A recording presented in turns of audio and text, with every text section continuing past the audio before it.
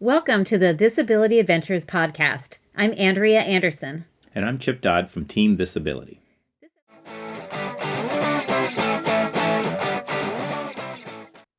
Hey everybody, my name is Chip Dodd, Team Disability, and tonight we have the race ramble from the 2024 C2C Expedition Length Adventure Race. Super excited, yes, to have our normal teammate Andrea, as well as Mike and Mark, two brand new teammates that we had never raced with. In my opinion, this is one of the best races we've had, and I'm super excited to talk through it. But first, let me start off with a quick how did we get here to where we started off with a two-person team. Andrea and I, just like we did in Colorado, we wanted to just see what are we capable of, how fast can we possibly go, and just without any distractions, just Andrea and I as a unit, like go fast, take chances, like Randy Erickson used to say. And we did the solo national championships, and Jeff on the way out from the thing was like, Chip, you and Andrea are so fast. You're going to do really well. There's not a lot of top teams signed up for the C2C. And by the way, there is a free entry to Alaska for the top co-ed team. So I know it's a long shot, but you guys should at least give it a try. Like find a third person because it's only the 3+ co-ed division that gets the free entry and you just need somebody fast. And he was like, and by the way, Mark Bolliard came in like 12 minutes behind you in the seat in the solo national championships. He's not signed up. You should check in with him and just see how it goes. And so sure enough, I don't know, a week later or something like that, I reach out to Mark. He mulls it over and eventually he's like, yes. I'm like, okay, cool. This is awesome. And then down the road, Mike reaches out. Now, Mike, we met pretty much he was on the Ozarks team in Africa. We're leapfrogging left and right. And we're basically side by side through the entire race, which was super fun to have like an American team, people we know of, and we're just side by side. We pretty much knew from a skill level in nav and all of that, we're pretty much equals.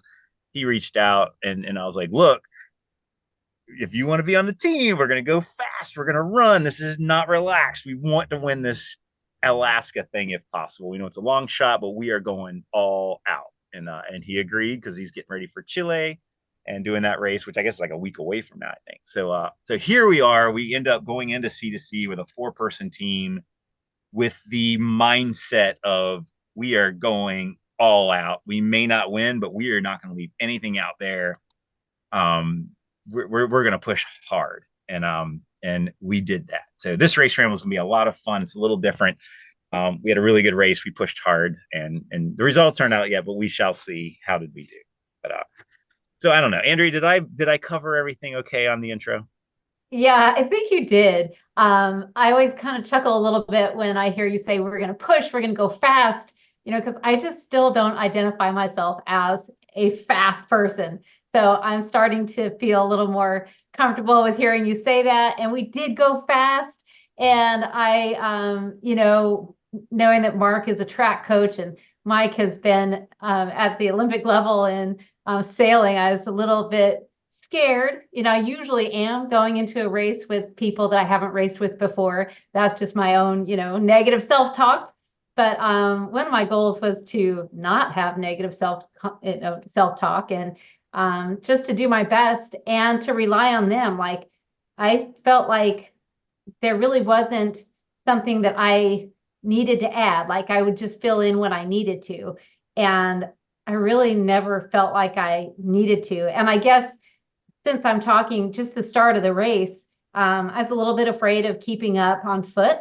Now a little shorter, potentially slower, but I seem to keep up fine in the prologue. And we went counterclockwise, which kind of put us opposite of a lot of most of the racers. So that was fun. It was just so great seeing everybody.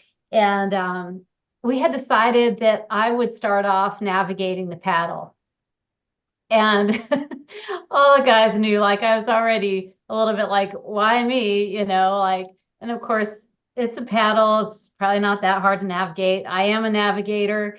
But just right away, I was like, why am I navigating? We've got Mike here. He's a sailor and we're going to go into open water. And we got to the first little inlet. And I was pretty sure that's where we were, but I was not exuding confidence. So it took took a little longer, and then, everyone wanted to verify. And anyway, it was the right little inlet, but we decided to pass it up. And in case it wasn't the right one, and then if it was the right one, then we would soon find where the trail came out. So that's what happened. We saw a bunch of boats. We found the trail. We tried to get the boats parked in a spot that was friendly, but as close as we could get, and it was mushy, and of course we're tromping around. Our feet are instantly wet, and so we take off running, kind of following. And of course, what do? I just keep following and kind of forgetting that I'm the one with the map in my hand. And then someone said, "Aren't we supposed to take a left?" I'm like, "Oh my gosh, yes."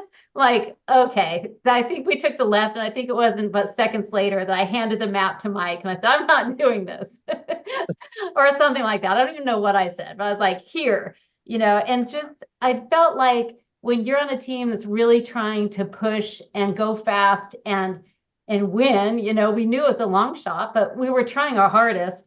But when you're in that scenario, there's no time for a teaching moment, or there's no time for the second or third or fourth best to be doing the thing.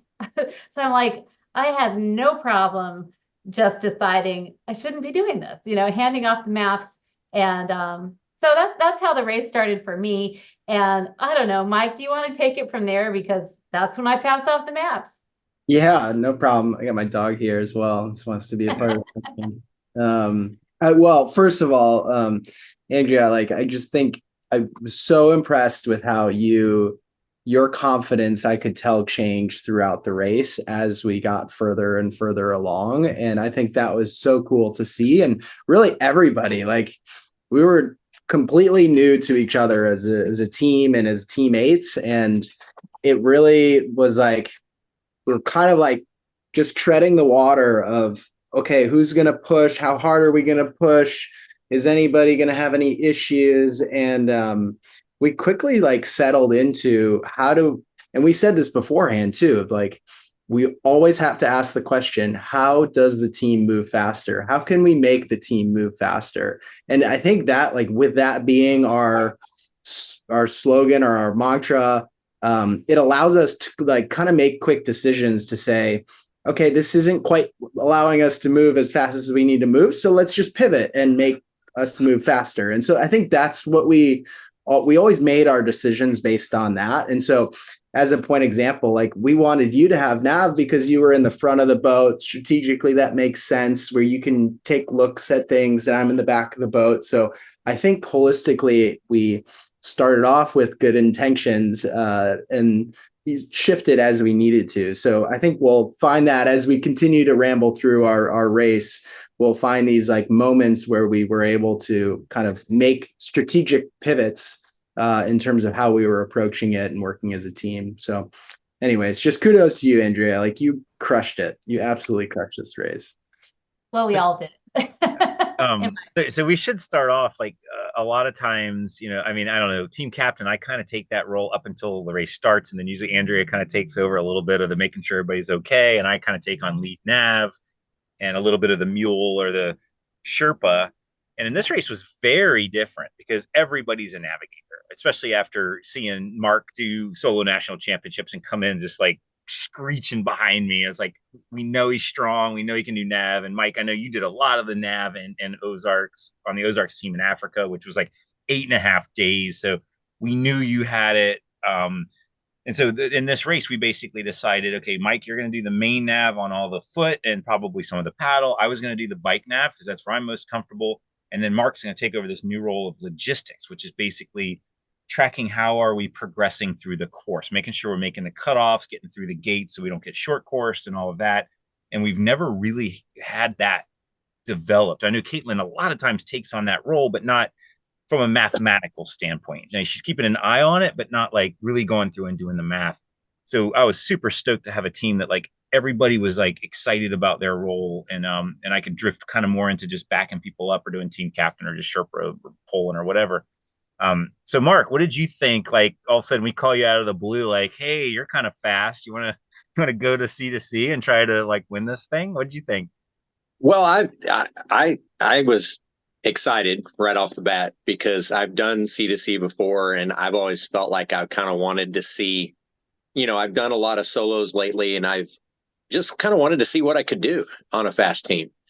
And so I was really excited to jump on board and push and just it kind of test that boundary, I think, of what you think. Kind of like Andrea, you said, just see what you can do for that time frame. And I also agree with Mike, Andrea. I think we set a pretty fast pace on that first prologue trek. We were moving along, and you were right there, like no issues. That long trek when we started moving, no issues. I think you can stop thinking that you're not a runner. Thanks. I'll try. Yeah, I was real happy to join on for this. I was excited about that. Yep. And this was like, and again, I guess we're fast forwarding to the end of the saga, but this was one of the first times, not that it's bad when one teammate needs help and other teammates step in, because usually there's these ebbs and flows and everybody has a low and a high. And so sometimes you switch packs or move gear around, or somebody pulls and somebody doesn't pull or whatever. But we came really close to where we are so equally matched that everybody was kind of pushing at their level that was sustainable. And we didn't really ever had look back and say, oh, hey, we need to take somebody's pack or whatever. Like, we really were just, like Mark, you'd be up front or whatever, say, hey, you ready to run? Yep, let's go. And then we start running and everybody kind of just runs along. And it was like, oh, like we are really all with plus or minus 3%, right at the same level. And that just normally doesn't happen on a team. Yeah, that's hard to find. It sure is. And on the bike too, like you guys were switching up who was, taking the front, and that was just really impressive. It was fun, and I love biking. So, and like just knowing that my role often is to fill in the gaps, and that there weren't really any gaps on this team. So at times I didn't feel like I had to do all that much. So I don't know. I liked that feeling. So it was pretty cool. I think that's another, when you bring up the pace lining with the bike, where we kind of learned along the way, which I think is kind of neat with this aspect of this team, is that there's a lot of room for improvement, I think. Yeah. And just when we first started the pace lining, it was usually you up front, Chip, then Mike, and then me, and then Andrea. And we kind of stayed that way for the first part of that long bike. And I think a lot of the reason I did that anyway is because I wanted, again, we were testing the dynamics. I wanted to keep you two up there communicating with each other. Yeah. And so then I think, Mike, you said, hey, are you ready to go up? And then I said, I think I may have said something like, yeah, I think so. It was more of not that I didn't think I could pace. It was like I didn't want to mess up the vibe of what was going on. And then as we kind of just went, then you guys just rotated back and kept doing what you were doing. So it was kind of, again, learning the aspects of what we were doing along the way. Yeah. And it's kind of like, going back to our theme of how do we continue to move as fast as possible as a team.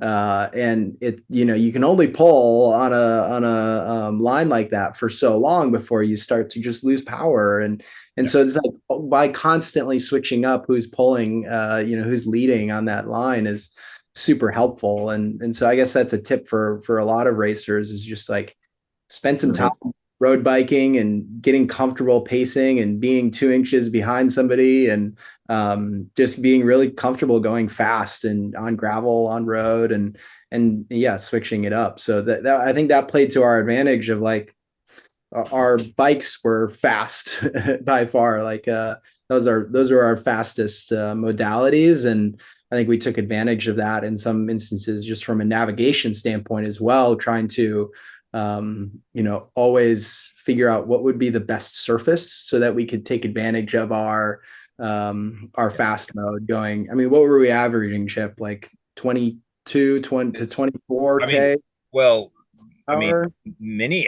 Many times we were 25, 26K. Yeah. On pavement, at least. I mean, the average, if you add in the dirt and all of that, yeah, it's going to be below that. But I remember, like, you put us on even rolling hills going up and down on pavement. We were hammering 25 to 27K, especially if we were rotating in and out every, 5 to 10 minutes or whatever. Yeah, we were hammering. And that's also, and Andrew, you probably agree, like that was the first time we had a team that like really the pace lining, everybody kind of, we were very efficient. It was like we were streamlined. We all knew what we were doing. There wasn't the surging where the accordion is kind of going in and out. And it just works so well. And I remember when we did the podcast on Monday leading into this race, we talked about pace lining and how important it was for a team to do it, but also don't do it for the first time in the race because it's dangerous. And kind of spoiler alert, the point, which is amazing athletes that had been whooping every other team by like a 5-hour lead. The bike lane ended and they ended up wrecking and a guy shattered his collarbone and it super sucks.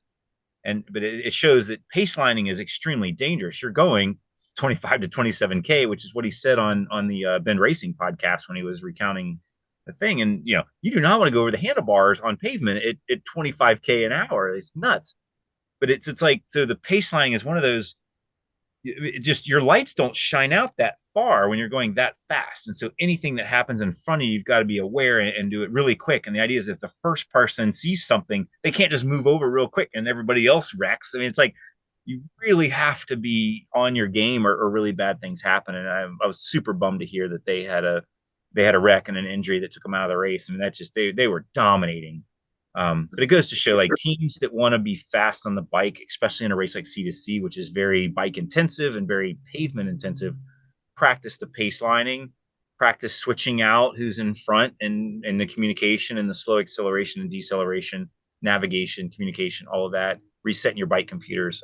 That's a make or break when it comes down to C2C. So we had some of our funnest times when we were pace lining, but it did make me think of just how much you have to trust your teammates. Yeah. And that's just one of those things. And one of the funny times, I don't know, I was just getting a little loopy and I just kept seeing Mark with like motion, like there's something on the ground there. And I just kept thinking of Vanna White, like he was just like motioning so beautifully to what is on the pavement right there. And it was just in time. And he would lift his hand like just as it went away. And well, I liked it when you started doing that later. When I got back, you started doing the Vanna White. Yeah, the Vanna White. And I don't know if it's too soon, but should we mention Chip's ball sack? I figured I had to be the one to mention that because I'm the only female on this particular team. Yeah. And his bike bag, we all had seat bags of one sort or another.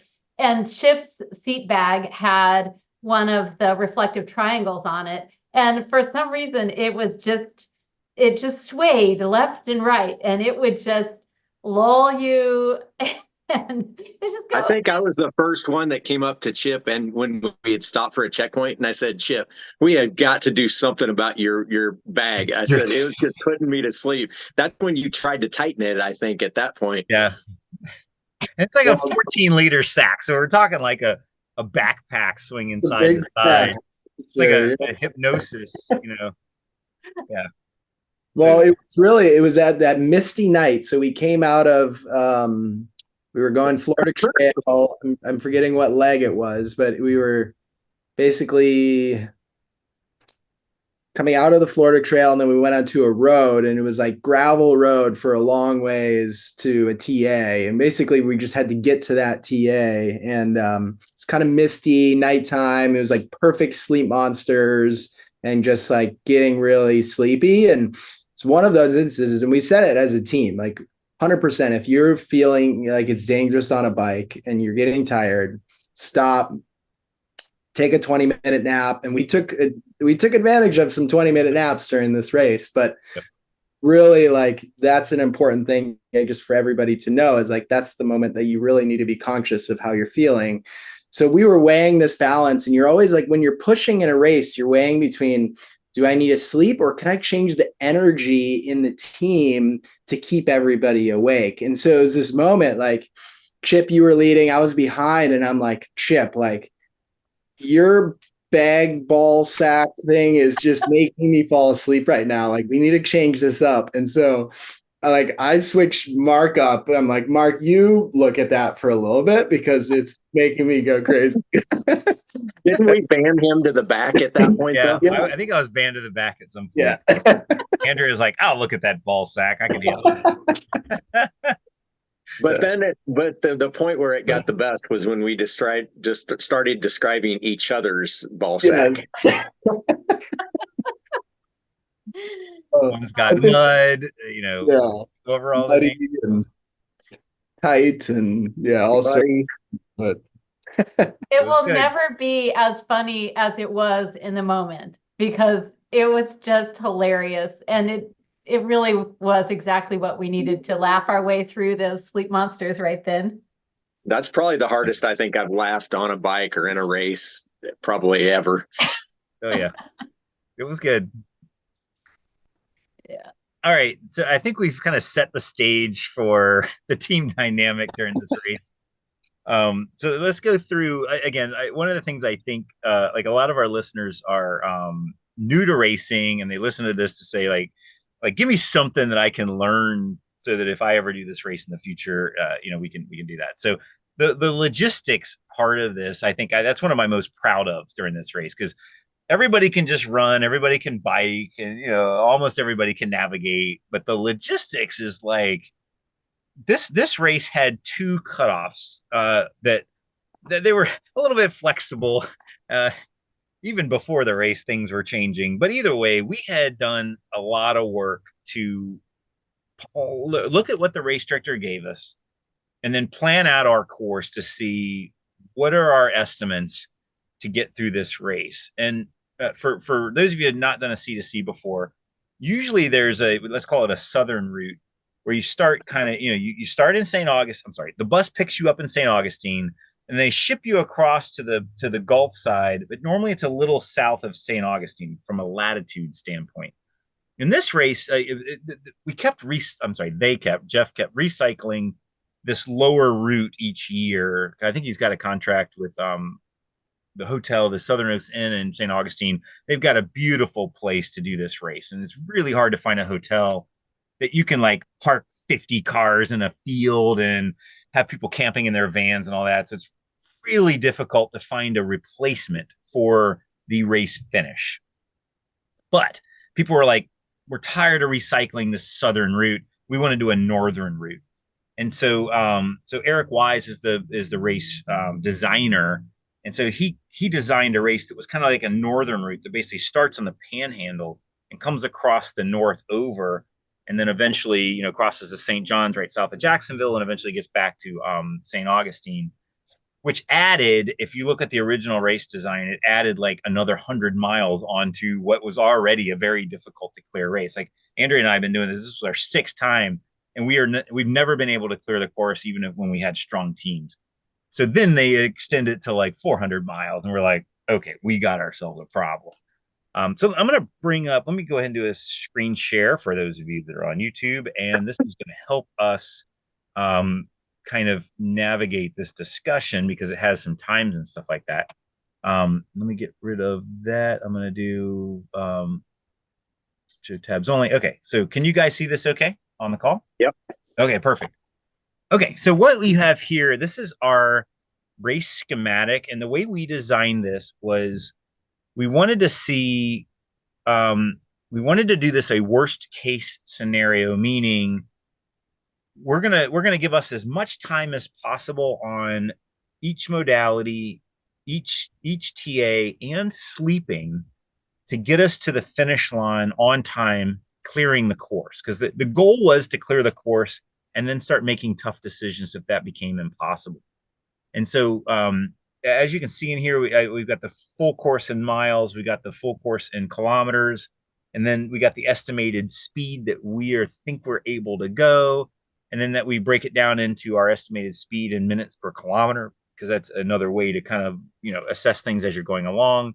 And then that basically breaks it down into how much time are we going to spend on each leg. That helps us, like, we tape this inside our gear bin lid, so if we get into TA, we know, okay, the next bike is basically 7.83 hours. That's basically 8 hours. So I need a 6-hour bag and a couple extra bars or whatever, so it lets us pack our bag for the next leg.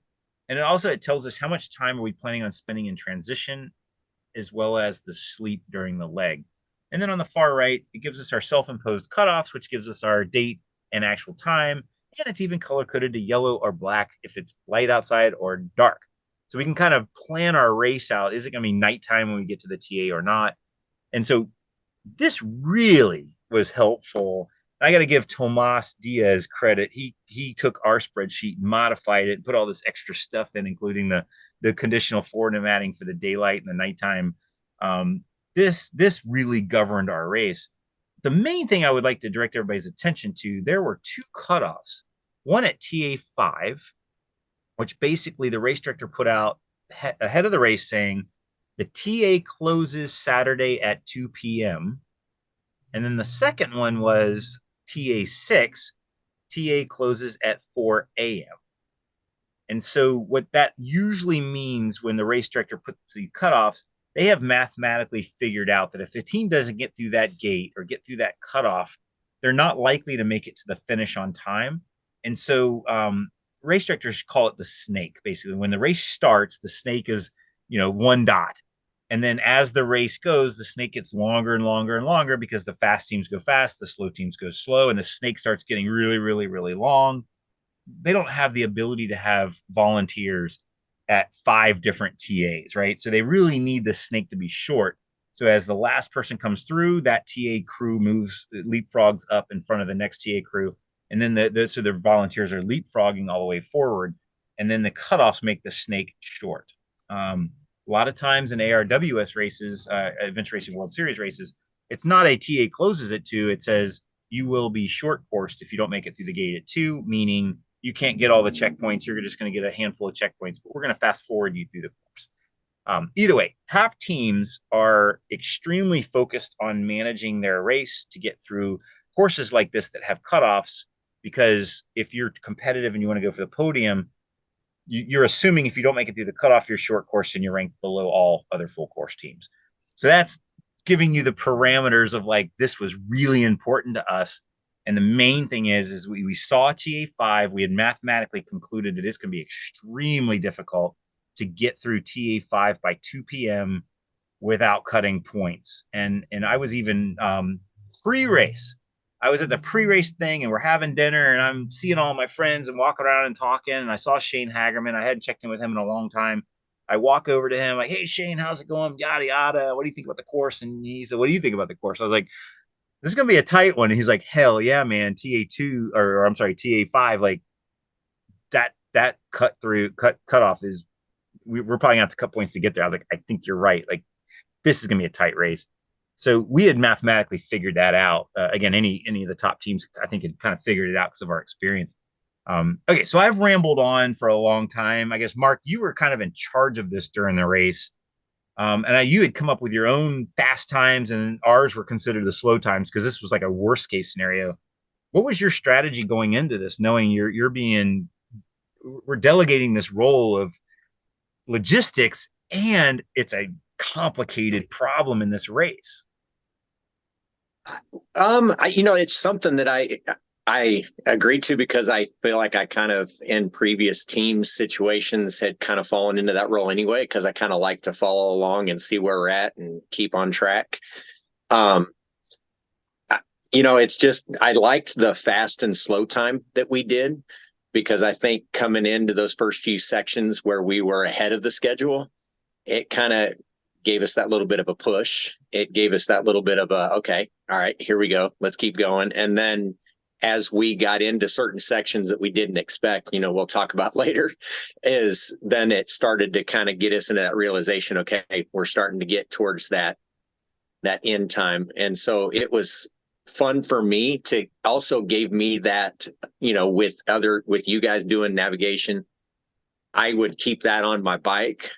And so as we were, moving along on the bike, you guys were nabbing.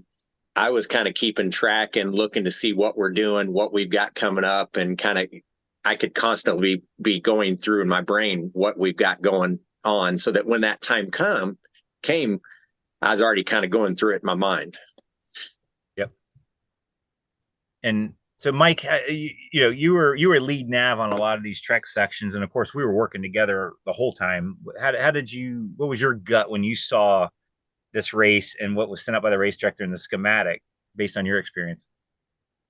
Yeah, I mean, this is the first time I did C to C. So obviously, elevation plays a big role in terms of your pacing and how fast you can go as a team. And so, some of these, like, I guess as a reference, like our pace estimates in Africa were much slower than what we had here, even in our, worst case scenario model.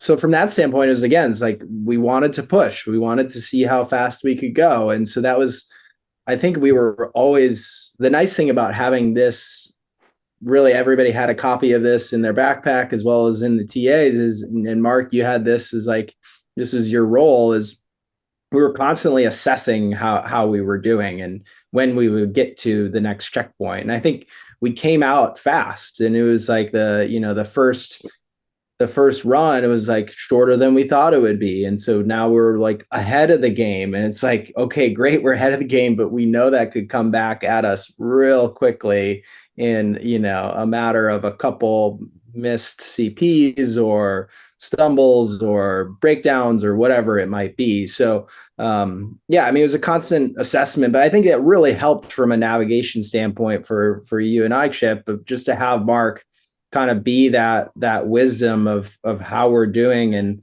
keeping us on track, and really thinking about the CP is like, how long does it take to get certain CPs? Is this a 5-minute CP? Is this a 20-minute CP? Is this a 45-minute CP? And I think that was something that we learned at the end of it too, of saying, with a race like this, where you do have to make strategic decisions on what checkpoints to get and what checkpoints to skip, that's work that you can do ahead of the game, during on the bus, when you're actually mapping things out, is starting to pre-identify which checkpoints are the more difficult ones. That is one thing where I think I would like to put more into that role. I do agree that could have helped as we're coming into things. This is a hard point. This is going to be a 20-minute, or whatever. Adding that into that mix would be a great add.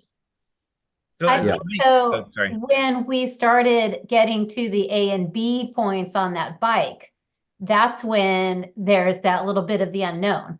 Like, you had to get to the A point in order to find out where the B point was. So all of a sudden, you're having to find 2 checkpoints basically for the price of one, or for the price of 2, you get 1 checkpoint. So you have to find both of those. And I think that's where we had our first real scare of, we probably will not get all of these points before in time. So that was on leg 5, right? That was leg 5. Yeah. And, it was a really good idea. We tested out the waters. I think we got 1 point, meaning that we got an A and B. And then we're all like, okay, we need to look at this closer. And I remember saying, well, let's just do it now. We've got all of this in our head. Let's look at it right now and go. And Chip's better idea was to go under the overpass where it was dry and really, calm down a little bit and assess the situation. And, Mark laid out what he thought we could do. And that was just super helpful, that we then had a new plan. And that was the first time we were cutting points. Yeah, we would almost call that the crux of the race. I mean, for our race. And so let me again, some people have never done the C2C.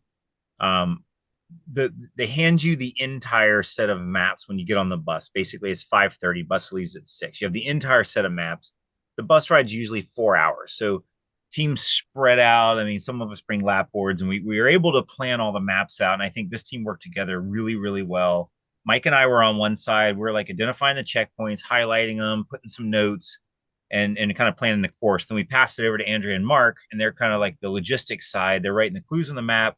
Mark's measuring the distances from this one to that one, so that as we're hauling ass on the bike, I know I'm looking at 4.3 kilometers until the turn. And so we had really marked up the map really, really well. I mean, it's the best map I've ever had going into a race. But I think, Mark, what you're saying is, and I agree, after we had talked after the race, and wouldn't it be nice if we could, I mean, a minimum is like identify checkpoints, green, yellow, red. Green is like, this checkpoint is along the road. It takes 1 minute to punch monkey it and move on. Yellow is like, okay, yeah, you might have to get off your bike and walk in and get it, but it's like 20 meters, big deal. We're not, this is not an Easter egg hunt. And then red is like, holy shit, we have no idea. This could be in the muck. It could be 50, whatever, 100 meters off trail, or it's an AB point because you're doing the work for 2 points to get the credit of one. Like each, basically, if you get the A and the B, you get 1 point. If you get the A and you can't find the B, you get 0. But meanwhile, they're just as hard as all the other checkpoints. So the AB points would have been red if we would have been using markers. Okay, so let's fast forward this. I think that would, just to mention as an idea, that would be a really good idea for that logistics person, me. I could go down that clue sheet and I could highlight the checkpoints and the colors so that I'm keeping track along when you guys are going point to point. And I could be like, all right, guys, we got a red one coming up, or we've got, whatever going into this point would help along the way a lot.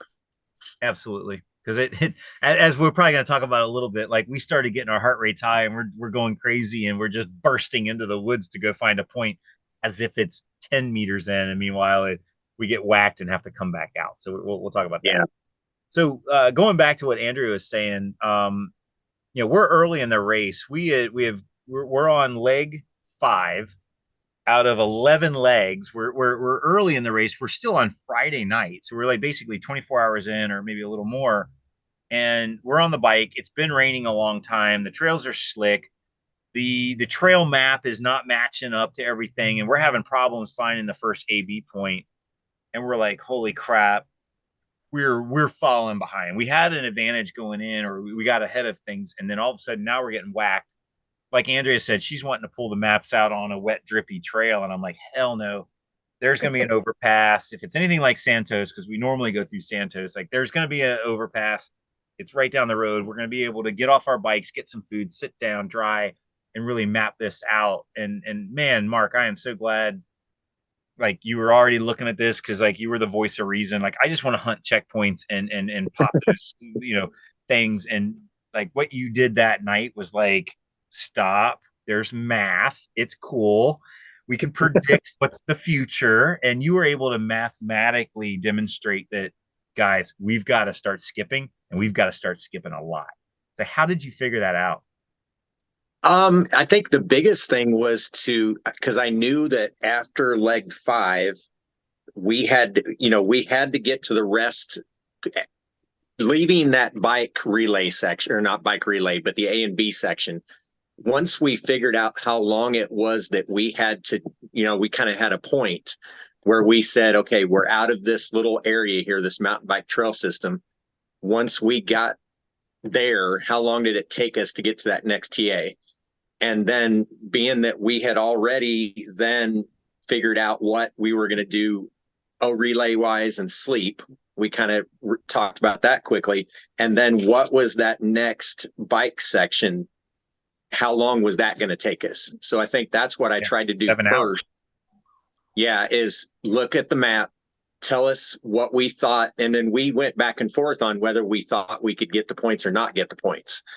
And so we just did that math and then backtracked that math to where we are at and say, okay, we've got this amount of time here. Where's it best to spend it? And so that's what we kind of started doing, was talking back and forth on, do we spend it here, going across on that other side, getting those points, looping back around to where we knew we needed to get out. And we did a good job of setting like a cutoff time for us to get out of that area. Yeah, there's a waypoint. I think we said by 10:30 p.m. we want to be past that waypoint, which basically was we exited the AB section and we had enough time to get to the next TA at the Trek O relay by a certain time. And man, it was like we went from like, we're doing good, we're clearing the course, and then you're advocating like we're about to cut like this huge section of this race out. And I was like, mentally, I'm like, hell no, you're crazy. But after settling down, the heart rate drops, you get a little bit of food, you were able to demonstrate, like, Chip, it's math. And I'm like, you're right. I don't know, Mike. I don't know if you're in the same boat, or Andrew, you're in the same boat, but that, for me, that was the crux. If we had not taken the time to stop, I think we would have gone off the rails. We would have gone after those AB points. We would have been late to the Trek O relay and either given all that up, or we wouldn't make the cutoff. And realize we haven't slept at all at this point either. So this, our game plan here, if you look at the sleeping transition time, was to sleep during the O relay. And so that kind of put us in a position where we needed that time to actually then finish the second half of the whole race, to be efficient. So if we said, hey, we want to continue to push and push and push and push, and then we would have had no time to really recover and do what we needed to do to set ourselves up for success for the rest of the race as well. So yeah, I mean, Right. it was like, as Chip said, navigators want to get checkpoints, and that's kind of, we're single-minded type of people, and definitely helped to have your voice there. And yeah, that was key. I appreciated that I am often the one that says, we got to go now.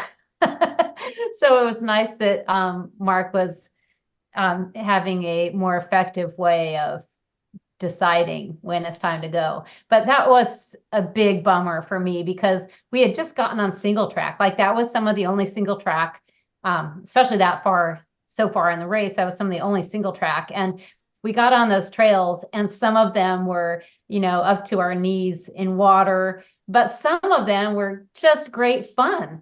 So I hated leaving that section just because it was so interesting and just a fun. I mean, single track to me is always more fun than a road or anything else. So that was kind of a bummer, but it was definitely the right decision.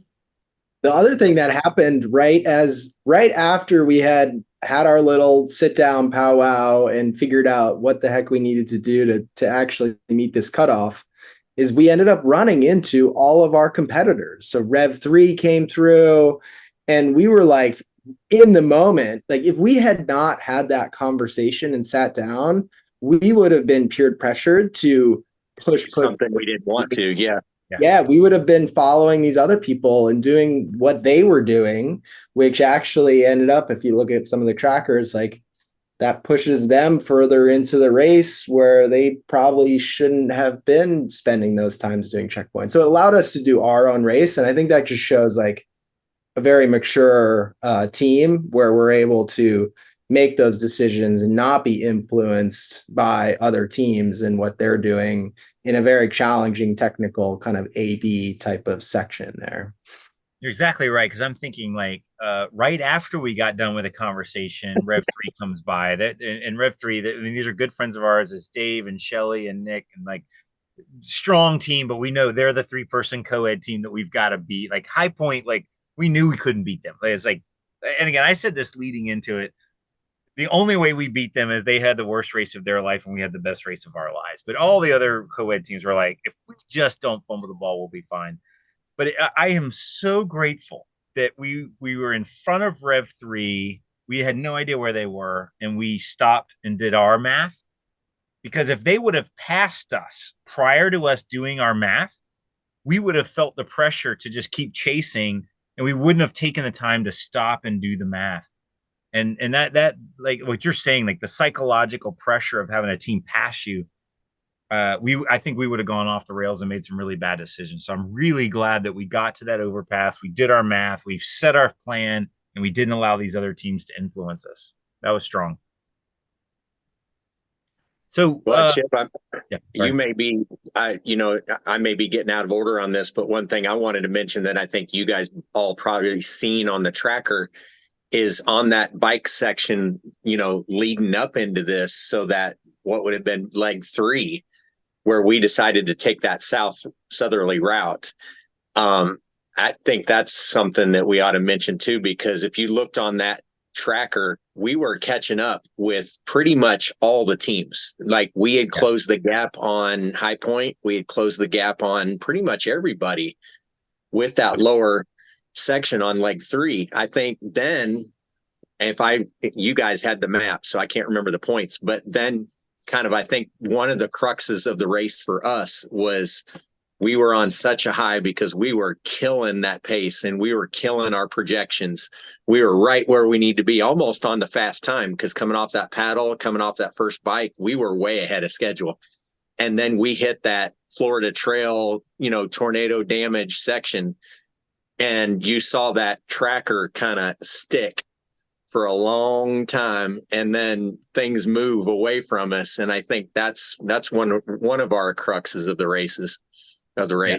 And so yeah, let's get to that, and then that. So okay, so starting off the Florida Trail, like this is the thing that Hunter Leninger did. He went from the bottom to the top, and it's like 1,200 miles. It's well marked, and so that's on the map. And so it kind of leads you to think that that's the thing that you need to do. But we knew better, right? We watched Hunter do his thing. We knew it could be flooded, and we started looking for hacks. And I think this is what you're talking about. We took a southern route that took us off the map. Like literally, it was on the map. Yeah, but it was like what, 3K longer, I think. Yeah, it was a little longer, but we're on pavement and we're hammering. And on one map that we could see the number, and the other map we saw the number. We're like, this road has to come back. And we took a huge chance and ended up dropping a little lower than we expected. I was watching the compass. I'm like, I don't know. Like, this is a big gangster move. But you're right. You see the snake. The snake is up top. And then you got us going across the bottom. We're hauling ass and we're passing people. It was amazing. So that was good on you guys. We worked together on that to figure out a route that I think really moved us up in the front. But then we come through that bridge and it's like the hurricane had come through and just every single tree was flattened and it became an up and over, up and over. You can't find the trail and all of that. Man, talk about soul crushing. Like this was an opportunity that if we weren't experienced, I think we could have easily gone off the rails, because it's like, you don't know what you're doing. This is shit. We need to go this way and we need to go that way. And then we work together. How did that, I don't know. How did you guys feel about that? Like oh man, that was a hard part of this race. I felt like if there was any time our team was going to have a problem with each other, it would have been then, but we didn't. Like I just remember feeling mad. Like I am having to take my bike up and over and under and through and around and trying to protect the derailleur and trying to pick up the whole darn thing, and I've got this seat bag on it. So my bike felt really heavy. I was just mad, not mad at, anything in particular, but just mad. And I think all of us kind of felt a little bit of that. But at the same time, we're all trying to solve the same puzzle. And I for one, just kind of trying to stay out of it a little bit just to see what happens. And everything that we were doing made sense to everybody. And like you said, we're all experienced at being in these kind of sucky situations. So I think it was a good test for us as a team. I think we did great. I really wished we didn't have to go through that. It was kind of a I wish I knew what the other routes were that those teams were taking to come in on that power line where we met them. I didn't have the map afterwards. I was kind of like, what was our option there? Yep. So I actually today, like just hours ago, I had lunch with Dave Grabner, and he's our teammate going into Alaska and hopefully Ecuador. And he had something that we hadn't figured out, because remember, on the first bike leg we looked at it and said, okay, the Florida Trail is not ideal for biking. It's really a hiking trail. It's not a biking trail. It's super slow. So the idea was like, we just need to take roads. We need to avoid this trail at all costs. His team realized two things. One is he did realize, okay, the storm damage was bad. We need to go out there and look at we need to go around and try to use the power lines, which he said the power lines are pretty clear. And then the other thing he said, and I was like, oh, why didn't we think about that? Was that the Florida Trail, somebody's going along with a chainsaw and cutting the debris off the trail. Even though it's not ideal, if we would have moved over to the Florida Trail, it probably would have been cleared of debris with the chainsaw. And then it would have been a longer route around. But I was thinking like, well, if the trees are down here, they're going to be down on the Florida Trail. But I didn't think like Mr. Chainsaw. Mr. 5'2" with the chainsaw, because he never cut anything above 5 foot. So all the eye scratchers were at 6 foot, but whatever. So he told that today, and I was like, damn it, we totally should have cut over the Florida Trail and took that. It probably would have been a better thing. And I apologize. So you're saying after our southern route, we should have cut over at that point because they were already on it. Yeah, when we came underneath that overpass, and I think it was when like all the teams are coming across from the other side of the river, like, what the hell are you guys doing? We popped out from the overpass, and we basically had a dirt road that we were trying to take, and then the Florida Trail was right there, which was hard to find because the debris was pretty bad. And then some teams went up and took the power lines over. And we were looking at like, how do we guess this? How do we know which way to go? I mean, this hurricane damage is not a microburst. This is like the entire 10-kilometer area has been flattened. But Dave mentioned that, yeah, but the Florida Trail has people with chainsaws that come along. And so it was a little bit of a faster way to go. And I was like, dang, like, yeah, you're totally right. Either way, I would love it. One of these days, if I got too much spare time, I'm going to go back and look at the splits to see who did what and how they get around that and what was their thought. And I don't know. Even experienced teams get whacked sometimes. Well, I think it goes to like we ended up finding that road that was on the map, but really it was pretty hard to find. It was like, we were really using like what the topography was doing, where the road might lead. And we were kind of like forcing ourselves to create a scenario where this path and this road still exists, which it did. I mean, there were there was remnants of it, but it really wasn't, really wasn't a road. And I think it goes down to like in any leg, the out of the TA as well as then the end of a leg as you're coming into a TA, you end up kind of sometimes can be emotionally driven where you're just like, I want to just go. And at the same time, at the end of a leg, you just like, I just want to get to the TA. And so you're almost in that mentality. So that I think played, like we've had instances of that on both sides where we're kind of like the middle, we were very strategic, we were very thoughtful. And at the ends, maybe we were a bit more forceful of just getting through. Maybe that's a learning lesson for us going forward. But that's also the secret advantage of experienced teams. Like things get hard and the ability to say, you know what, we just have to push through. And yes, it sucks, but going around might be worse, and so we pushed through. And again, at the end of the day, it's probably the worst decision because we probably should have done the Florida Trail or whatever. But sometimes like even that first paddle, it was like, okay, we're in open water, it might as well be the ocean, the waves are coming over, we're bailing out, this is dangerous and it's getting dark, and like this is supposed to be an entry-level race, and this is like some legit like crazy like, and we just said, suck it up, buttercup, this is it ain't entry level, but we're experienced. Let's just push through. And I remember it because and I forgot to mention in the beginning of this, like we had 2 disability teams this race, which was super cool. Louis Bekdash, he's got disability dos because he's Spanish speaking, and he's kind of launching his own disability team out of Florida. He had partnered up with Jesse Hagberg is his name, and he's doing his own disability too. And I know they were moving a little bit slower than us because I know we were in front of them. And I remember getting into that TA, and I see his wife Andrea, and I was like, "How's Lewis? Like, is he off the water? Is he okay?" And I was legitimately concerned that my friend got stuck out there after dark, and it was scary. And then I'm like, "What about all the other teams? Like, all the newbies that have no idea what they're doing, or maybe their first race ever."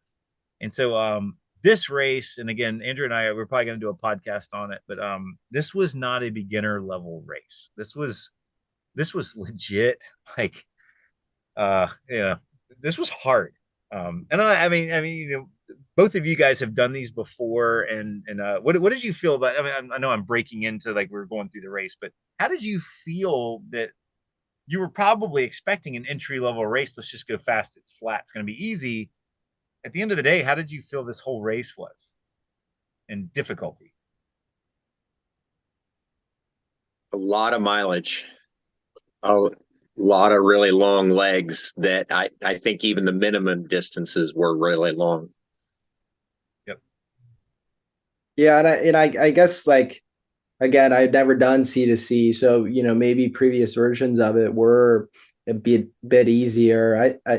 I think since I've done some of the more international races and the longer races, like I'm used to route choices. And normally you have some of these harder events, you have route choices, and we had route choices at this race. And so I think that does make it harder. A long race, long legs, and difficult conditions for Florida with route choices makes it hard. And one of the things that we, like to say when you race is like you kind of pick your own poison. And so it's whatever the route choice is, it's like, as an elite team, you push through no matter what, like we're saying. And so that made it difficult, right? Whereas like we're really forcing ourselves to push an environment and in total distance that was quite challenging. So I think that had kind of rippling effects through the whole fleet of all the other teams, as well as there was some struggles out there for sure in terms of being able to survive. And I think we always were very thoughtful of that, of like, heck, if we're struggling right now and we're barely meeting these cutoffs and these expectations, like there's a lot of people behind us also going through the same stuff. So I think we had a lot of empathy for everybody out there as we were racing. Absolutely. And I'm going to go back to the screen share. So let's get into the real strategy. I think we did our overpass and we came up with our game plan. We come into that Trek relay. We had already cut a huge number of AB bike points. Like we really fast forwarded ourselves, but we get into this Trek O relay, like feeling pretty good. Now, the funny thing is, I think, Mark, it may have been your idea. I can't remember, but normally the design of this is such: the team comes in, somebody beds down, and the other group goes out, because with a relay, you're allowed to split up. So let's say you're a 4-person team. So 2 people go on leg A, come back, and then you flip flop tent, and then team B goes out, comes back, and then you get up, and then you go. So everybody's had some sleep. Everybody's gone and got some points. We made the decision, everybody's going to bed down, and we picked 3 hours, right? We suffered on the way here with just a 20-minute sleep. So I can't remember. So I think, Mark, I think it was your idea. Like what led you to like, hang on, guys, we need to all sleep and then we'll worry about the O later. Like, how'd you come to that decision? And again, this is part of the haze of everything and remembering what we did in order. I think it was just kind of a group thing under that bridge where we just started talking about all the times together and figuring out what we could get, what's time frames to get. And we did a really good job of adding in that sleep time into the time we needed to get there before that 2 a.m. or 2 p.m. cutoff. And we just decided that was the best decision so that we could go ahead and then be fresh and get out there and get those points. Yeah, I think we also, go ahead, Andrea. I was just going to say, we knew no one was going to be in any shape to leave because we just hadn't had any sleep yet. So we knew sleep was the very most important thing. We didn't want to send anyone out there, with no sleep and then make matters even worse. You never know. If an easy trek could become very difficult with no sleep. So I think that was a really smart move on our parts. And then we woke up and decided, okay, this is what we're going for. So I think that was really smart on our part. And then Chip and Mike went out first and got a couple of points, came back, and Chip and Mark went out and got a couple of points. And then, right, that's when we find out. We got to first say, even though sorry. I was going to say, before that, you guys were originally only going out to get 1 point. And while you guys were gone, I got looking at the strategy a little bit more. And when you guys got back, I said, hey, look, we've got some time here. Something still makes sense. Let's go get 1 more point. And then that's when we decided to go back out and get that second point on the first loop. And then we went and got 2 on the second one. Yeah. So remind me, when did we find out that the next cutoff was changed from 2 to 5? It was on the way out. Yeah, We had after we had already turned our transitioned. maps in. Yeah, we'd Yeah, already we had turned our already maps in. done. Yeah, I thought so. Yeah. I just wanted to be sure because, like you said, it's kind of hard to remember the details. So We then we gotta finished both O relays, and then we found out that the TA cutoff was changed. Which the changed power it of big sleep. for us. Yeah. That changed it big for us because with the way we were moving on those trek sections, we could have easily gotten 2 more points there. Absolutely. Like we it's like we were coming into TA off that bike leg 5. We're tired. I mean, we were literally like hallucinating. I mean, I to this day I can remember seeing Rev 3, which is our competition, right? They're the ones we're worried about beating. We came into that Trek O Relay TA and I see them there. And I literally see them. I looked over like I was getting a Gatorade or something. I looked over and I see Dave Ashley lubing his ass. I'm like, oh, that's so gross. I don't want to see Dave Ashley lubing his ass. Like I remember this, and then we hear later after we wake up, and meanwhile, Andrew and I wake up, and we still hear Shelly at the TA. We know her well. We know her voice. We're like, wow, we're like 50 meters away, and we can still hear Shelly talking. Both of us after 3 hours of sleep. And so I am like, absolutely, Rev 3 is at this TA. And meanwhile, I think one of the volunteers or somebody said, oh no, they're showing the AB on the bike points. Yeah, they got whacked, they got lost, or they're not here yet. And I'm like, they were here 3 hours ago. You guys are full of shit. Your trackers aren't working.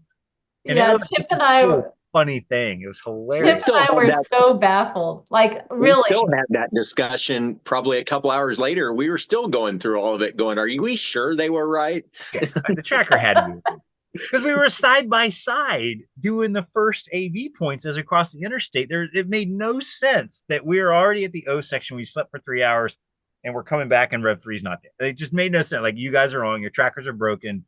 They're here. I saw them. Whatever. But either way, so I was kind of setting the stage, and then so yeah. But the cool thing is, I think props to us. We just didn't do a 20-minute nap. We did like we bedded down in tents. We did like I think we had a total of 3 hours. So let's just say we had 2.5 hours of sleep. We all wake up feeling like $1,000,000. I mean, Mike, me and you, we go out, we're running out on this thing. We get the point, we run back. Mark says, hey, we still got time. Like, let's go get another one. So, Mark, I think we switched over to you.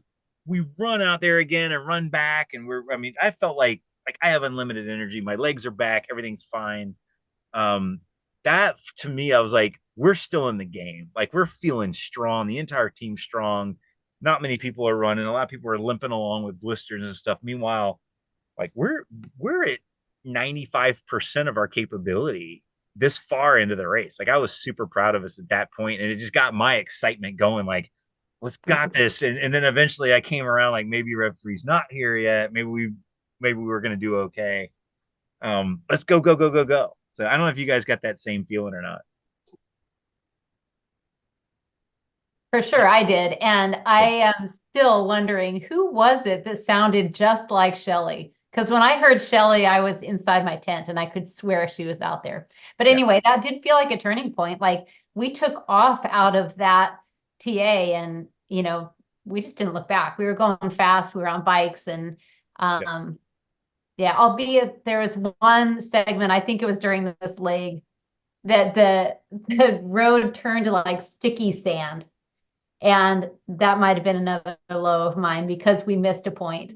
So we went down the sticky sand road for maybe 2K or something. And then Chip's like, I passed the CP. So we had to turn around and go back and get it. And it had to have been, that one surface. It was kind of a short segment, but the roads had been really good up to that point. And then of course that's the road that we have to redo. But we didn't get down for too long. I think the stoke was still high and we kept going. Yeah. Oh, that was hard. That rain was That's tough. also when my power meter was also down at that point. I was like, oh, trying to go through that crap. Yeah. And this was not like a passing storm, wait 20 minutes and it'll pass and it's back to sunny. This was like sustained rain, like, and you're in TA and all your stuff's wet. And it just, that was a big low for me. And I think a lot of teams are still out there on that one trek section getting whacked by that storm. But Andrea, you were talking a minute ago, like, when did we find out that the gate closed? My recollection is we had gone out on both the Trek O Relay A and B. We chose to cut the furthest point and just get 2 points because we still wanted to stay on our track, and we did not think that we had enough time to get the further out points. So we are suited up. We are ready to go back out on the bikes and leave TA, and we're getting our passport checking out. And that's when they said, oh, by the way, the next TA after the next bike section closes at 4 a.m. instead of 2. And that's when we're like, I think it was 5. Yeah, 5. 2 to 5. Was it 5 a.m.? It got changed? It was 2 p.m. to 5 p.m. So 5 p.m. So, right. And then we're thinking, crap, we gave up all these AB points on the bike. We gave up these 2 O relay sections, which, we were running. So we were really close to those 2 outlying points. Gave them up because we're working our schedule as close as we can to make sure we meet these cutoffs. And then as we're leaving TA, we find out it's been moved 3 hours. Like, that for me, that was a big bummer. It's like, I'm not used to that because normally it's like the cutoffs don't change. But I guess in this situation, the race director and the team decided that, the snake was really long and most teams had no chance of meeting that 2 p.m. cutoff. Shane and I and you guys, we all mathematically figured out like that 2 p.m. cutoff is going to be like everybody's going to be short coursed unless they cut points. Like this was really a goal that was too hard. So they moved it, threw everybody off, and we made the decision. We've already cut the points. We're already ready to TA. We're already getting ready to get back on the bike and move out. Let's just move out. We're going to make the cutoff and we'll clear the course from here on out. Like, how did you guys, were you guys bummed when you heard all that? I was, just solely because of how we were moving so fast on that O-Trek section. I thought kind of in a risk reward time wise, we could have got those 2 points. Yeah. But in hindsight, I think it's still based on what we had decided and what we still had left in the race. We were still doing what we should have been doing. Yep. Especially fast forward, we ended up cutting another point. So it's not like even with the change, it didn't necessarily make the rest of the course clear. Yeah, there's still a lot of unknowns. I mean, I think we had made our strategic decision on where to cut points up until this gate, where the TA closes. And then from there on out, it was a little bit like we hadn't necessarily made a plan. We said, we're going to clear the rest. But then we had to get back into that logistics mindset, especially on the canoe, where we were like, we are going to struggle to meet that 4 a.m. next TA closing on Sunday morning. And everybody else behind us is also going to struggle to make that. So that was, I think, another kind of on the fly decision point where we had to hustle, keep paddling, and make a decision to say, what do we need to do to get to that TA 6 before 4 a.m. Yep. So 2 things on that. First, I give us props for just the fact that the race director changes the cutoff doesn't mean mathematically it's in our best interest to change our plan. Because we had already mathematically figured out, based on distance and time, we need to move along. We're already behind. So the minute we knew we were going to hit the 2 p.m. cutoff, we already knew that 4 a.m. cutoff was looming. And so we chose, even though we had an extra 3 hours, we chose to leave that Trek section and move along in the course. The one thing we screwed up is before the race started, at the race brief, the race director moved the TA cutoff at TA 6 to 6 a.m., not 4. Somehow we missed it. It was documented on the, not prior to the race, but like the night before the race, the handout said, oh, and by the way, that 4 a.m. was 6 a.m. And so it wasn't even the night before. It was when we got the maps, because it was with the clue sheet. Right. But all of our stuff, like, we printed all this stuff out. We've got it on Write and Rain paper. We've got it taped inside our gear bins. Didn't even cross my mind. Literally after the race ended, I found out that 4 a.m. cutoff had moved. So we're running our race as if that 4 a.m. cutoff was legit and you get short course if you don't make it. So maybe that's what had us, that we were cutting points because we really thought that was a legit cutoff. Meanwhile, it had been moved. But that bad on us for not paying attention at the race brief. But we only But I still, cut one more point after that. Right. We cut the very last canoe point, and I was advocating for that because we were told that we were going to have to cross the St. John's and that it was going to be windy. And, we were judging our time based on the speed we were going on that backwater. And it was flowing pretty well and we were going pretty fast. And I just knew we couldn't use that same speed to say that we're going to make that same time in the St. John's. So, I was all in favor of skipping that point and maybe even skipping one before, but what we didn't. But if that cutoff had been real, even at 6 a.m., it would have been really difficult to get.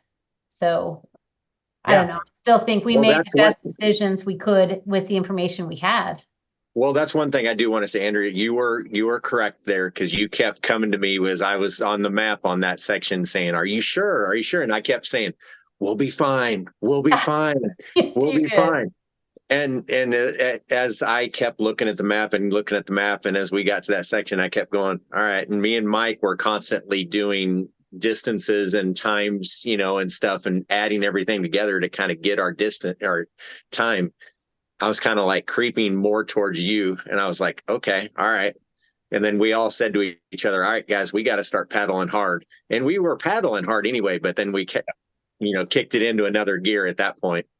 We did. Yeah, I think Chip kind of gave us a talking to. Chip's okay, guys, we're going to go now. We're not put down the damn map. I'm tired of math. We just need to hammer until the mouth. Shut the hell up. Paddle. Don't even scratch your nose. Don't take a pee. Don't take a drink. Just hammer. And I think Lisa Randall's teammate, she put it in her thing. She saw Team Disability go by at an unsustainable paddling rate. It's just hilarious. We were like, holy shit, we're not going to make it.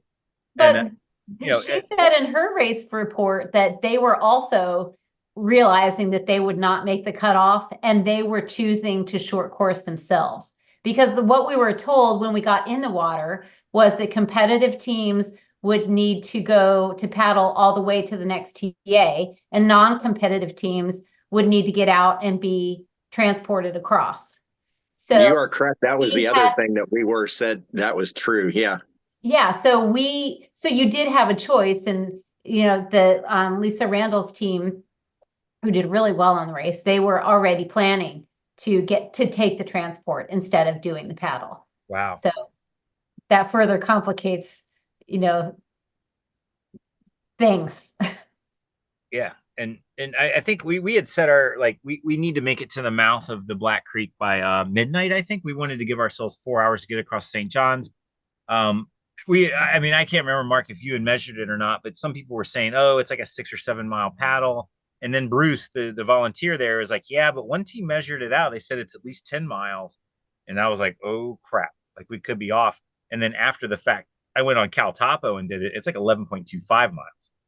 So it's like 4 hours wasn't going to be enough. Maybe you're going 3.5 miles an hour in a canoe in open water with waves and stuff like that. Let's just call it 12 miles. You need 4 hours. And we were hammering and we were coming up. We saw that island checkpoint on the right side of the Black Creek. And it was like, unless we see the CP, we just need to keep hammering. We were already behind schedule to hit the mouth by, we wanted midnight. And I think we ended up hitting it about 12:30. So we were even closer, a little bit closer to 1, even, I think. Right. So we're hammering. We were like, don't even go look for the CP. Let's just keep hammering, because the idea is that, as if with most ARWS races, the minute you don't do a cutoff, if you don't make the gate, you're short course. You're behind all other full course teams. So it was like, just cut all points necessary. We just need to get across. And boy, how did you guys feel when the volunteers saying, "Hey, come here, don't go"? We're about to go into the St. John's. It's midnight or 1 a.m. It's cold, it's wet, and we know there's going to be wind and waves for 4 more hours. How did you guys? Were you relieved, or were you stoked to keep going? I think Chip said in her race report that they were already planning to get out and be transported across. So that further complicates, the situation. Yeah. And I think we had set our, we needed to make it to the mouth of the Black Creek by midnight. I think we wanted to give ourselves 4 hours to get across St. John's. And then Bruce, the volunteer there, is like, yeah, but one team measured it out. They said it's at least 10 miles. And I was like, oh crap, we could be off. And then The awkward silence, the unknown. Yeah. Yeah. I mean, it's kind of a low in my mind because it was just, I mean, anytime, yes, it was for safety reasons and they likely made the right call. It was also kind of a subjective call initially to say competitive teams go and non-competitive teams don't go. And so it's kind of this like wishy-washy of uncertainty in the middle of the night. I mean, I think overall it was the right move to get transported and not paddle across. But this is adventure racing as well, too. So it's, pick your poison and go and do these things that are challenging. So I think, I mean, personally, I have mixed feelings about it, but there was that moment of, relief, as well as then, heck, we got to get to this TA and get out of this next TA to actually even, meet what they're telling us in terms of a transition. So there's a combination of all factors of like relieved we don't have to push for another 4 hours on the canoe, but also just mixed feelings of being transported in a Normally van. you're a competitive team going for the podium. You don't end up in a minivan driving across. Yes. There's a feeling. Yeah. I want to say too, I was conflicted too, because initially when they called us over, I was like, I'm just pissed, we're ready to go. This is wasting our time. We don't want to go all the way over there just for them to say, okay, go on. Obviously that's not what they did, but I did want to mention too, the beauty of the paddle up until that point, because it was a full moon. It was calm. The sky was really pretty. It was one of the prettier parts of the race, I think. So I wanted to paddling through all the homes and the lights and the houses. I think that did kind of get us into kind of a little bit kind of more of a meandering paddle, I think, than we probably should have at the beginning, just because it was so beautiful. But that was definitely a beautiful paddle. And just seeing Chip, like he had his music on and listening to, How did he paddle? Kind of, what was his? He had his hood up too, so he was like this like little gangsta. Just he kind of had this little like this kind of a paddle. Yeah, we did Beastie Boys, we did like Sublime, we did Bob Marley. Beastie Boys is when I had to put on my hoodie and be a little bit gangster and talk about some incentives. And tried to talk Mark into singing the Paul Revere with me, and that was. But normally, I mean, that's my weakness. Like I get on a paddle like 3 days into a race, and I fall asleep, and I'm useless, and I'm like just a lump of meat in the back of the canoe, and so I was like popping caffeine. I was so glad, like Mike and Mark, you guys were working together on the nav, and all I could do is just like, I'm just gonna sing and provide, entertainment and just stay awake. And so I was proud of myself for that, because normally I am a huge anchor on the team on that last paddle. That's good. So all right, so the canoe. So we get transported, we make it to that last TA. We're well ahead of schedule, right? Because the transport only took a little bit of time. So we had no problem making it out like by 4 a.m. even though we had no idea that it was actually a 6 a.m. cutoff. Now, like, I don't know. Actually, this was actually a little bit of a low. I remember I was on the bike in Navin, and we got over to that peninsula, and I think I had some poop problems there, and you guys got a little bit of sleep, but really shortly after that, like, oh wait, we got to talk about Andrea and the cow coming at you at full speed while I'm working, when you mentioned the cows earlier, I've forgotten what the cows were. I recall the cows. This was funny. So we came down, we were bombing down this, the big overpass onto the peninsula, and we were all like, whoa, we're tired. And this is like really struggle at this point. So this is night 3. We've only slept 1 3-hour session essentially. And now we're going into day 4, I guess it would be. And bomb down, and we like kind of like sprawl out, and Chip's in the porta-john over there, and I see this map, and it's like this perfect map of the whole peninsula and all the all the little routes. And so everybody's like, okay, let's hunker down, put your pads out, get a few minutes rest, elevate your feet. and Chip and I are there drawing all the different additional trails and little cues for basically the rest of the session. And we look over and we're like, okay, we're ready to go. Everybody up, ready to go. And all of a sudden we hear Andrea, and she's like, the cows are coming at us. And it was like this like trampling of feet like coming at us with these lights, like, and like all of us were a little bit shocked of like what these things were coming at us. I don't know, Andrew, what was your impression, or how did you see these things? Well, I thought they were lights glowing, like eyes glowing back at me, because I couldn't figure out, like they're kind of ambling along and like it just sounded too loud for what they were. And I got like scared, like kind of ran around the fence, and I'm like, guys, they're cows. The cows are coming, like get out of the way. Like I was sure that something was coming for us. And they got closer and closer. And then it was these two runners. And Yeah. the one guy had like two lights fastened like around his waist, I think. And Yeah. so they were kind of bobbling along like weird cow eyeballs. Well, they had a very funny cadence to them. Their kind of run, it was kind of like it kind of gave you that kind of hoof kind of kind of. And what are It's people doing out that time of morning running? Like they might have been 4 shot a.m. too, but I'm like, this is not normal. Like those can't just be people. Like there's got to be something. But yeah, my brain was not processing that very clearly. And very shortly after that, like I think we went after one checkpoint or whatever. And I remembered, like, as I'm riding, I'm supposed to be lead nav. And like part of me knows like I'm in the forest and there's all these trees. And the other part of me, sleep monsters, are like, I'm in a parking garage and these are concrete pylons going by, and I can see the girders, and I can like literally see the fire suppression system that had been sprayed on the girders. And I'm like, guys, I am becoming useless. We have got to pull over. I am losing it. And right about that time, we stopped at like an intersection, because I was like, okay, I am la la land. I am useless. Either you guys are navin, and I'm gonna just try not to die, or we need to lay down. And that's when Dave Grabner, his team, it's something capital. I should know it off the top of my head. I apologize, but Lupuno Capital or Uno Capital, yeah. So his team comes by, it's Dave, and he's got a couple newbies with them, and they're doing really, really well. Like they are just pushing hard and all of that. And they stopped and they were talking, and they're like, yeah, we need sleep too, but everything's wet because the dew had all come down. And so, we kind of exchanged some notes, and we told them about some of the trails that we had transcribed. And so then they're off on their way, and we look around and like, that looks dry.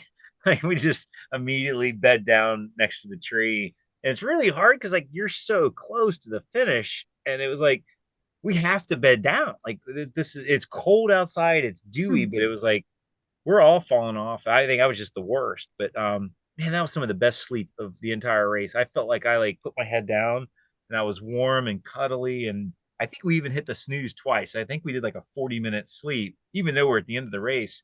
We did? no, the double snooze was before the paddle. Yeah. Okay. Oh, The that's single, yeah. double snooze. Yeah, that's right. Yeah, Either that way, was I felt really good.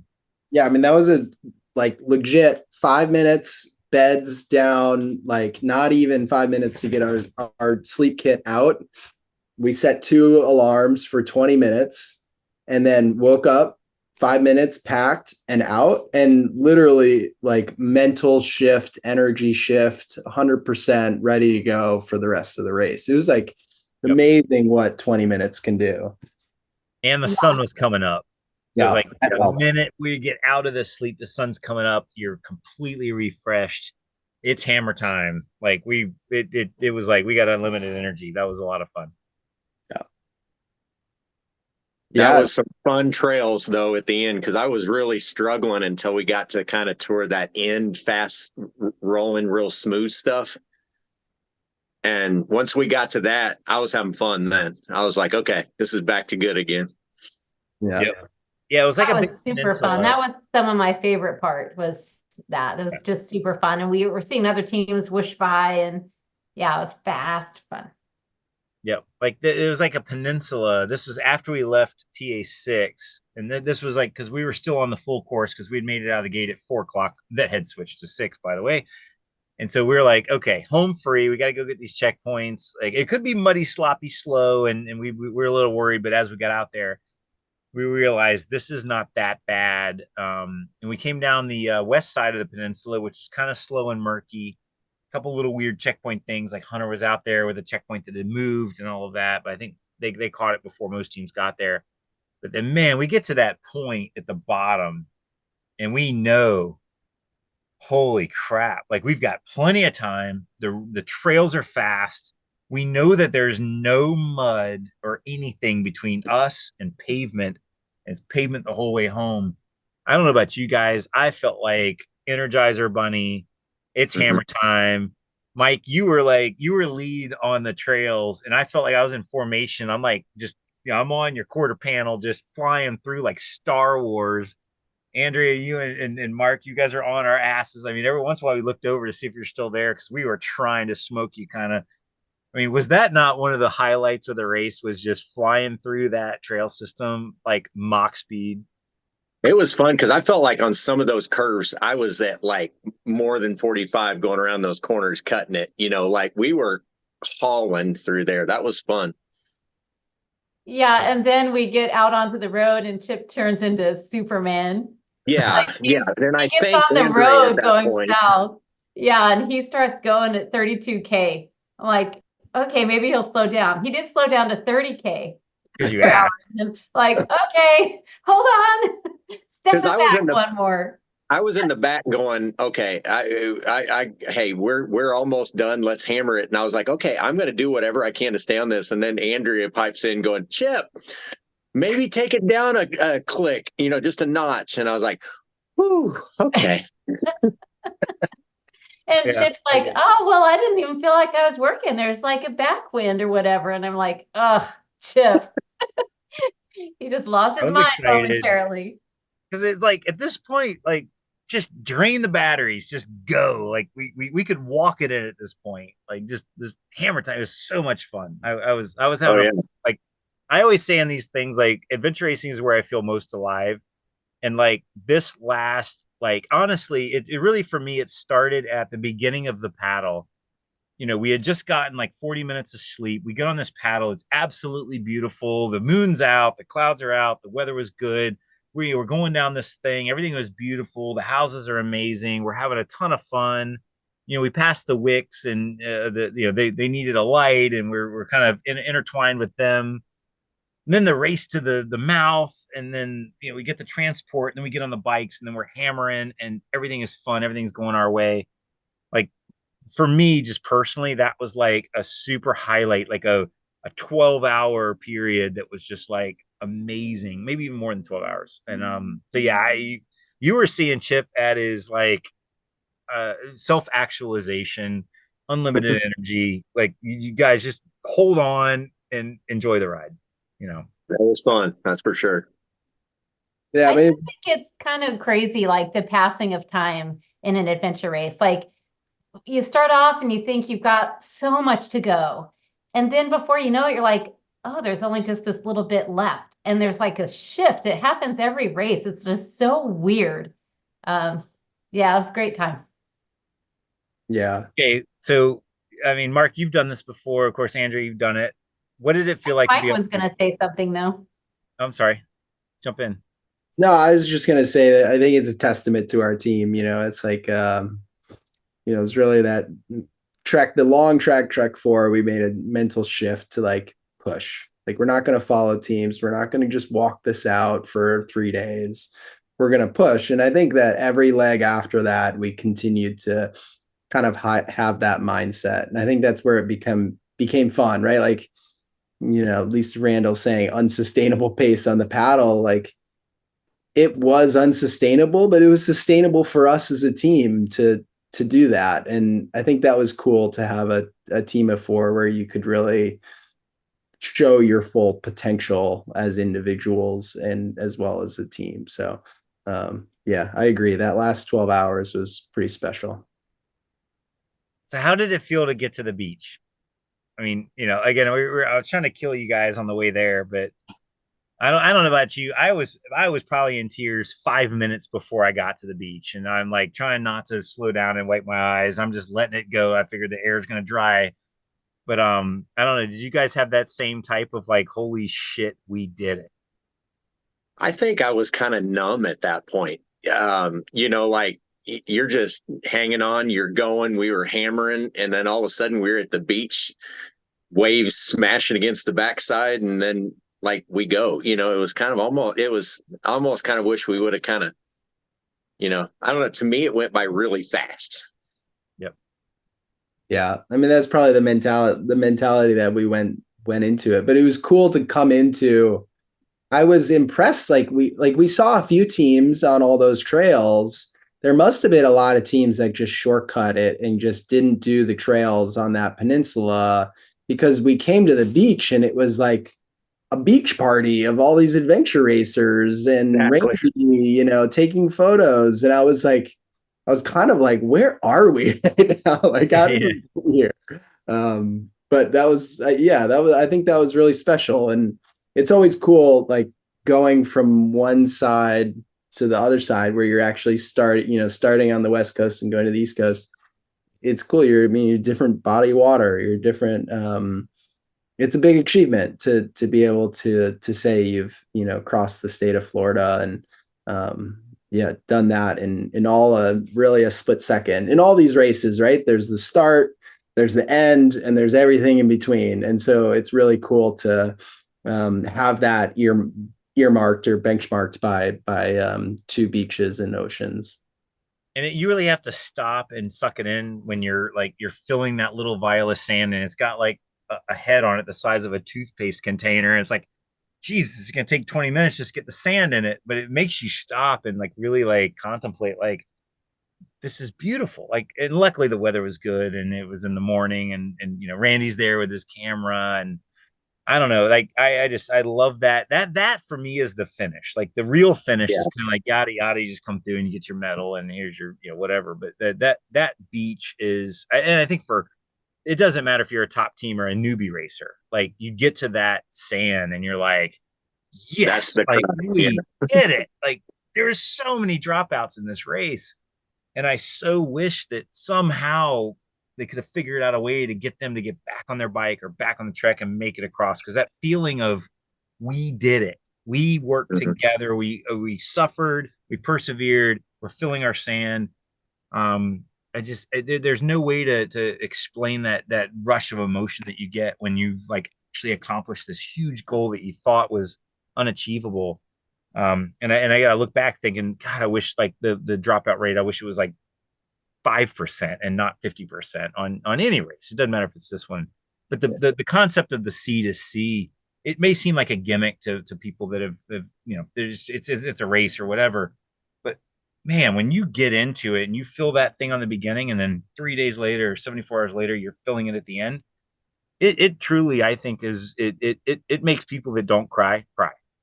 Yeah. Well, I don't know if I told Mike this. I don't know if I told you guys this. When we were going over that, the Atlantic waterway where we had to go up that bridge, we were over at the top, we were right cresting the top, and there were birds flying everywhere, kind of stuff. Me and my wife, kind of a thing. I call her the hawk whisperer, because she can see a hawk. And I think I probably told you guys that anywhere, whether it's camouflage or not, she just has that eye of like looking over, there's a hawk. Well, we were cresting the bridge right at the top, and coming from your guys' direction, I don't know if you saw it, was an osprey. Yeah. It flew right beside us, like right at our head levels, right about 10 feet to our right. And I kind of looked over and I go, that's my wife right there seeing us finish. It was kind of one of those kind of, magical moments where you're kind of like at that high, finishing. Yep. I love that. That is so cool. It's kind of the osprey kind of looked over at me. I looked at it, and we were both eye level there for just a minute. And I was like, all right, hey, you're watching me finish. Yep. Here's the universe speaking to you. Yep. Yeah. Great. And then there's the finish. What'd you guys think about that? Like we had like maybe a 15-minute bike ride, and of course I toned it down, and I was like, okay, I killed him on the way to the sand. Like, okay, I'm gonna back it down a little bit. We can relax. Rev 3 wasn't anywhere to be seen. You know, You were almost too relaxed, I have to say. I'm like, was come I? on. Yeah. Minutes matter. I looked around. I was like, okay, whatever happens, happens. But And then we got to the finish, and your dad and your stepmom was there, yes, which yes, I had that was forgotten that special. was even a possibility. So I was pretty surprised at that. That was pretty cool. Yeah, and for me that was a I big thought one. that was Like, cool also. yeah, and he's been following these races. Like he's like, like both Doug Silk and Tomas Diaz and Brent Russell has been like doing commentary on our Facebook page. So like it keeps people like my dad that knows nothing about adventure racing. It keeps them up to date on like how we're doing, how we're moving along. I know Aaron Campbell also is always following us and watching, and even your mom Betha, Andrea, she's following along, and so all of these people are here at the race, and like I'm like, hey dad, like that's Doug and that's Thomas and yada yada, and so he was like now he's involved in it. But also for me it was special, and I mean I know like Mark and Mike, I think you guys you probably had parents that are following you. You guys were sports addicts, and Andrea, you were drum major and all this stuff. But I mean I was a skateboard punk rocker, total loser, like just keep him out of jail and Chip will be okay. And like I literally didn't even like invite my dad to my college graduation because I was like, I passed. It's like this is not a big deal. And so he like literally had never seen me do anything of a significant accomplishment my entire life. And then all of a sudden, like he's there and I'm finishing the C to C with my fastest team ever. And we have a chance at the podium and we end up on the podium. And like he's there to see it all. And like, wow, my son's not a complete loser. Like, so for me, it was kind of cool just to have my dad and Sheila there and watch all that go down and meet the community and all that. So I don't know, for me, it was a big special thing. And I could tell. isn't it cool that we can have experiences like this even though we're old? I mean, I know, like I'm 50 you're and my 50. dad finally watched me cross the finish line, Yeah, but we can still feel like we're growing and we're becoming the person we want to be, even now, even though we're already old and you'd think, we would have already established all of those things in who we are. But I just love that we're still, going for it, trying to be our best selves. And there's something to say about that. Age is a mindset. Like So we're far. just getting started. Like let's keep pushing. And you know what? People like Brenda, Brenda Carlson, like complete competitive racer, and she's got us by at least 10 years, and she's still crushing it. And I'm like, you know what? Like this, we are not it. We need to keep pushing. We are young. It's a matter of mindset and a matter of determination. So let's keep it going. Yeah. And thank you, Mike and Mark, for racing with us. It was really great. Thanks for taking a chance on us. Totally. So what do you guys have next? Like I guess this 4-person team doesn't have any plans together, but let's start with Mike. Like you've got Chile coming up like in a week or two, right? Yeah. So we had Chile coming up. We were headed down to Tierra Indomita Volcania. So it's in Pucón, Chile, which is like the adventure capital of Chile.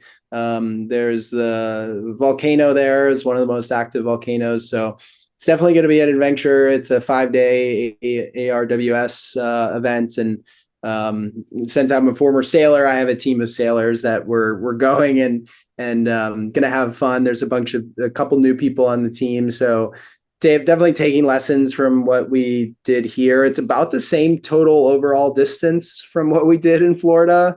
It was obviously a crap ton of elevation, so that's going to be the difference maker there. But I was super thankful to race with you guys, and this is a great lead up. It's like whenever you do these races, you always feel like you're a little bit more prepared for the next one. And this allowed me really just to get my stuff together, my gear together, get my kit together. And that's also a big part of this race is just like all the preparation. So feeling tuned up and ready to go. And hopefully What's your we team push name you going to harder. be? Oh, I'm sorry. What's your team name going to be for Chile? Yeah, team name is Sea to Sky Racing. There's 2 Canadian teams going, and so they'll all be on the second Canadian team or one of the Canadian teams, Sea to Sky. So we're kind of doing a spiff off of our sailing background and now into the mountains and beyond. Great. And I was hoping like in C2C we pushed you harder than you could possibly push in Chile. So like now like, well, I've done C2C, I can do Chile, even high altitude. Like it can't be as bad as the running nonstop that we did. Well, I think there was a lot of mindset, like a lot of mindset that we put towards our team in this race that definitely carry over. And a lot of valuable lessons. So it was cool. I was actually just on a call with our team last night, and it was like kind of did a race breakdown, a little ramble of what we learned, and quickly like put together some talking points that were really important for us to consider in Chile. And so I think that's like the big benefit of racing with different people is you learn different ways to do things, more efficient way to do things. And at least our mantra was, how do you do things faster all the time? So that was it's a good thing. You quickly learn lessons when you have that mantra. Yep. So Mark, how about you? What do you have next? Well, that's kind of funny it's kind of made me do the opposite. I've been racing a lot solo, just like I told you guys from kind of COVID hit, race solo, didn't really have a big team. I'm kind of like wondering what to do next because I'm like, well, I don't really want to do solo anymore. I had fun with the team stuff. So I don't know. I'm kind of just at a lull where I don't have any races planned yet. So I'm kind of trying to figure out what to do. Maybe Definitely, yeah, put something on the calendar because like the I don't know about you, but like Andrew and I go through like a depression after a race where it's like, oh, this just sucks. Real life sucks. I want to go back to being my best self and being with good friends, doing fun things, and having that goal on the calendar really kind of grounds you. oh yeah. Okay, yeah, I got FOMO or I got depression from this one, but I can focus on this next one. It gives you a reason to go out on that next run or that next bike. So put something on the calendar soon. That would be my Oh yeah, no, I definitely will. But I was just like, man, I like that team aspect of things. Yep. Andrea, how about you? Well, we're getting ready to do Alaska. That's in July. And before that, we're doing the Rev 3 50-hour race in the New River Gorge. And that kind of to prepare us for Alaska because we'll be racing with Caitlin Thorne, who we raced with a lot, and then another new teammate, Dave Grabiner. And, I just think we have had, I think, just around 30 different teammates. That is Wow. a ton. And I just feel so grateful for all the lessons we've learned from all of them. And leaving one team always feels a little bit sad, moving on to the next team, no matter what the combination is. Because I'd love to race with you guys again. So anyway, that's what we're getting ready for. And it's been a pleasure. Yeah. The cool thing is like this sport is like like typical, let's say you use 5K as an example. Every city across America has a 5K, maybe even a 10K, maybe even a marathon. But 100 milers are few and far between. And so the people that do adventure racing that end up doing expedition length racing, and again, C2C is considered an entry level adventure race. But the minute you get to these worldwide races where you're going to Ecuador or Africa and all of that, I mean, the group of people that are they have the time, they have the money, they have the experience, they have the will, all of the things necessary. It's such a small group of people, and so it really is. These are not people that live in your neighborhood. They're not people that live in your city, and they probably are not people who live in your state. So we're pulling from this worldwide group of athletes that are truly like soulmates. I mean, they believe in the same thing we believe. They want the mental challenge. They want to suffer. They're good at suffering or good at comfortable being uncomfortable and willing to really put it all out there. And so I just, again, I would race with you two guys anywhere in the world. I mean, top top-notch quality, like mentally, physically smart. I just really, really enjoyed this race. And so I so hope that we get to race again sometime soon. No, I would love it. Definitely. Thanks Cool. for having us, Chip. Yeah. And Cool. Any closing thoughts before we call it off? watch out for those cows out there. Yeah, watch out. They're gonna come. And tighten up those ball sacks. Well, I'll tell you at the ball, I need to get a support sack. You know, for High and tight is best. yeah. Thank you for the feedback. This is my one thing I got to tighten up that sack, you know. Yeah, tighten up Yeah. that sack before Alaska hits. Dude, this was a ton of fun. This podcast will probably come out roughly at the same time our videos will come out. We did like we normally do with Andrea and I. We record the videos. I think we got a 3 or 4 part series. We got a teaser coming out. Hopefully it's going to be educational, teach teams like just what it's like to do the C2C and the trials and tribulations and all of that. And this race, I love Jeff and the entire team at Warrior. They're already the biggest race director in America and maybe the world, and they're really talking about scaling up and bringing adventure racing to a lot of communities across the country that don't currently have adventure racing. And but they're in growth phase, right? So there's some learning moments that we had at C2C. And I know we did a podcast on Monday leading to the race, talking about what to expect. A lot of that went wrong. So we're gonna not went wrong. It's like, let's say our predictions didn't turn out the way that we expected. So we're going to be doing a podcast on kind of the race in general and to help adventure racers and race directors. How do you optimize these races so that the newbie teams can have a really good experience, make it to the finish line, and the experienced teams can really push themselves, be challenged, and trust that the results are fair and all of that. So we're going to be putting out a podcast on that soon. This will probably come out ahead of time, and then the other ones are going to flow out, and the videos will flow out shortly thereafter. But either way, thank you everybody for taking the time to do the race ramble. This was like one of my highlights of my year. This race was so much fun. We went so fast. We achieved our objectives. We executed our plan. We had our little tweaks, but man, we really outperformed, I think, all of our expectation. So congratulations. Absolutely. Everybody. Cool. All right, guys. Have a good evening. It's so good We'll talk catching to up. you guys soon. Yep. Bye. Bye-bye.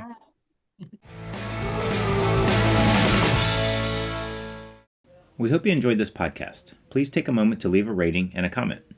If you have a question for the next mailbag segment, call 757-354-4795 and leave us a voicemail or a text with your name, city you are calling from, and your question. To find additional content, including the video versions of these discussions, you can search for Disability Racing on YouTube, Facebook, and Instagram. We hope this podcast inspired you to focus on your abilities and plan your next adventure. See you on the trail.